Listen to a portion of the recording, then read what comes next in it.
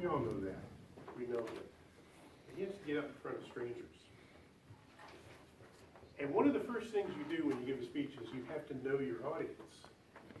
Now, Kiku, if I'm pronouncing that right, director of engineering school at NYU, says his engineering students are all totally foreign born, 100%, because he can't find qualified students who are born, raised, and educated in the United States.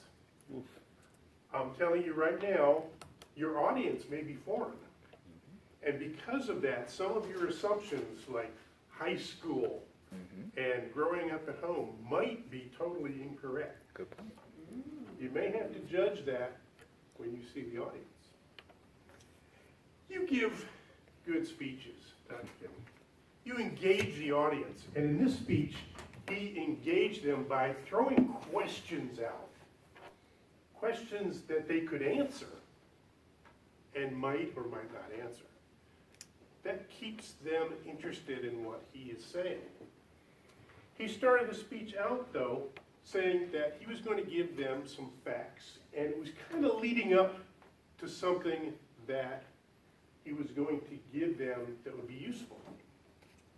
He gave them nothing useful except for one thing, and that is they need to ask themselves that question. What are you going to do for 40 years? But the introduction of his speech, the start of it, was leading up to something, and they would be either, oh yeah, that's good, but knowing engineering students, they might be left a little bit disappointed. You're energetic when you're up here. The subject matter was appropriate, I think, to that age group, if not perhaps for the ethnicity or origin. You use the whole stage very well.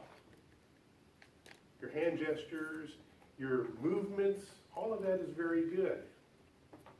You have one thing that may not apply when you're talking to students, but when you're talking to us elderly folk, when you go off on wanting to not finish a thought and let the audience know that you're not finishing that thought, you do this fast talk real thing and kind of turn away and mutter.